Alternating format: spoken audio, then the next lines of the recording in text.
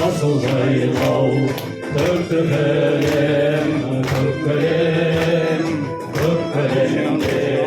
тұра алмайман көккөлем асқақтау аспанмен талассам қазағымның мәртебесі ал деп білем.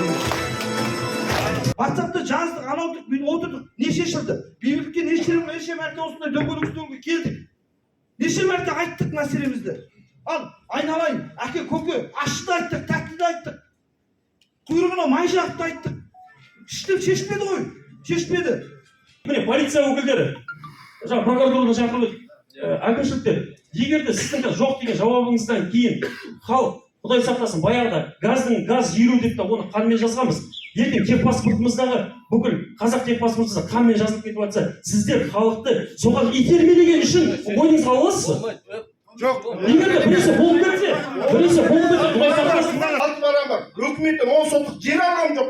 Екі пәтче алғам жоқ. Бір машина алсам, соған 3 миллион неге беруім керек. Бір, екінші осы Қазақстан байлаған кім шекара кім түзеді? Менің балаларым бар, сіздердің балаларыңыз мәктепке бармай. Дұрыс па? Неге сіздерге? Мен сіздерге айтамын. Маған квартира бер деген жоқ. Үйде жатамын мен. Жұмыс істемеймін. Бала айтып бер деген жоқ. Дұрыс па? Әкеңге дұрыс қой. Мен уже жоғалтатын ештеңем қалған жоқ. Ештеңем қалған жоқ.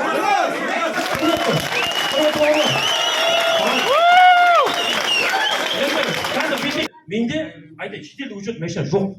Менде транзит машина жоқ. Менде шетелдік учет машина легализовать еткенде жоқ. Мен утилизбор мен первичке неге қарсымын?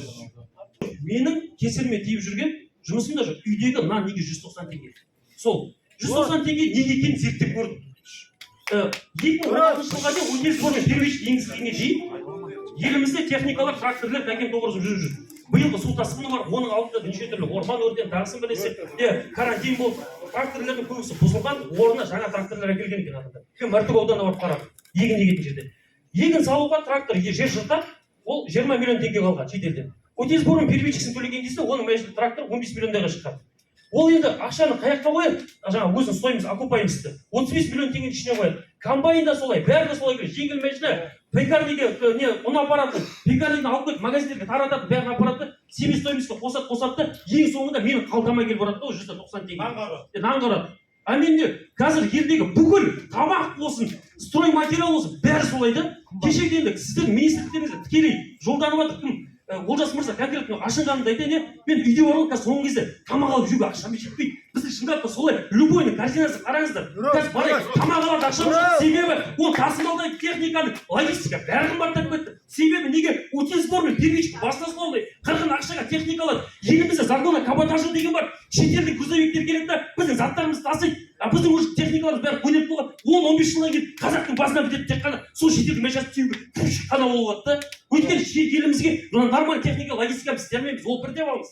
Екіншіден, кешеде Құлсарыда өздеріңіз білесіздер, сіздердің министрлігіңізге тікелей қатынасты қаншама адам айқайлап шулап үйіміздегі квадрат метрін 400 мыңнан берді. Ол аспаннан алған жоқ, өйткені елдегі бәрі секунд санап, минут санап өсіп бара жатыр. Кеше суға кетіп қалған жақтарға материалды қымбаттата сатып жатыр. Оның логистикасы қымбаттап кетті, елде көп жер кетіп қалғасын. Тоже мына утилизбор мен первичканы тек қана бұл жерде темірге қатысты емес, қалтамызға дейін кетті. Енді құрметті Олжас мырза, бүкіл халықтың осы жерде сұрап келіп отырғаны ешкім жаққа баю үшін емес, не істеу үшін емес, өзі күнін көру үшін алып келген азаматтар бәрін қазір социальный защиттан қараңыз, кілең самознайное население осының 85% десем кем айтпағаным. Енді Олжас мырза, бұл жерде ата-бабамның қорғап берген жерінде бір қасық қағатын жерім жоқ. Дұрыс. Қойнымда әйеліме сөйлей алатын құқығым жоқ. Дұрыс. Аузымдағы қазақтың көңілі қалған насуайым жоқ. Дұрыс. Үстіміздегі үйімізден айырыңыздар. Астымыздағы машинамыздан айыр. Неміз қалды?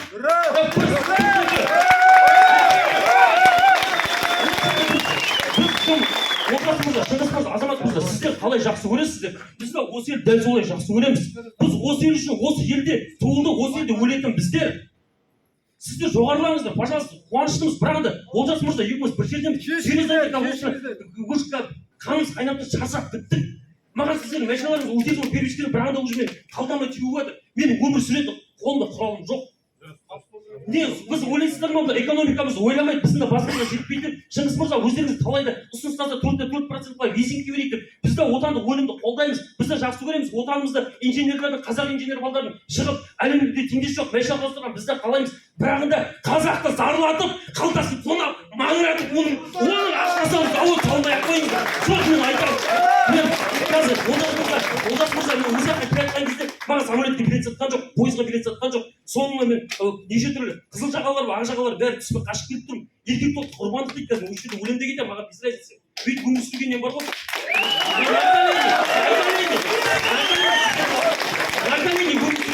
Олжас мырза өліп кеткенім артық.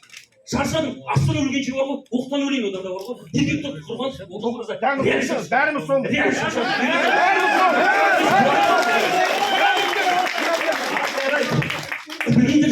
Бірағында бар ғой, айтайын. Өз елімізде нағыз құл болған адамдармыз. Ол ерек емес әкім, Олжас мырза, пожалуйста, соны айтыңдарыңыз. Қазір мен осы мүмкін кездесіп тұрған екі соңғыратшылар осылай қазір неше түрлі шығарып басын кеп түсіп кетеді. Бүйтем сөйтем, әйелімді өлтірем, баламды өлтірем деген сияқты әңгімелер осы мен айтып келді ғой. Жасыратын ештеңе жоқ. Бәрі по факту айтайын. Данияр сен де айтасың, талай қорқытқаның бәрі. Уже қан ішті, өйтес болмай первичный. Я Миндулет, я ол тыңда, Шыңғыс. Я Шыңғыс, тыңдаңыз. Я Шыңғыс. Я өйтес болмай первичный үшін мына жою үшін мен былай шықты өмірлік стиль болып кеттім. Мен бұның соңына дейін барамын. Уже Олжас мырза, қазақта сөз бар. Жаным арының садақасы деген. Егер де арларыңыз болса, ел үшін ойлайтын болсаңыздар, мына астыңыздағы креслоларыңыз атадан қалған мұра емес ол. Егер де осы халықтың бір мәселесі шешіп кетсеңіздер, сіздерді ешкім аяққа таптауға бермей, төбесіне көтермесе халық.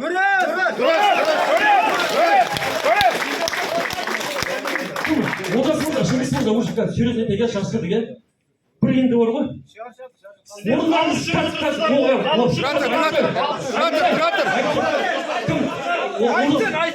Олжас мырза, Олжас аға дейміз сізге, екеуміз бір жердеміз, иә? Жершілікке бөлінбей ақ қойып, бірағында бар ғой. Қазір біздің қазақтың даласында шешелер зарлап жатыр, ерлер жылап жатыр. Өйткені бәрін айырдық. Мынаны бір індеттен құтқарыңыздаршы біздер. Болмаса орындардың садақасы беріп. Бұндай Қазақстанға түкіргені бар ғой. Басына кесіп алсаңдар солай. Дұрыс. Слово министр в переводах с латинского «хандай» — слуга народа. Вы слуги народа, не мы ваши рабы. Нахрена нам такие министры нужны, которые служат только олигархам, а не народу? Отставка все правительство. Барлық кетсін отставка. Олжас мырза, мына жерде қазір сен конкретно айтпайтын болсаңыздар, шешеміз ба, шешпейміз ба? Бұл шешілмейтін болса, бұл сендер де келіңдер бұл жерге, Шадалбаевты әкеліңдер.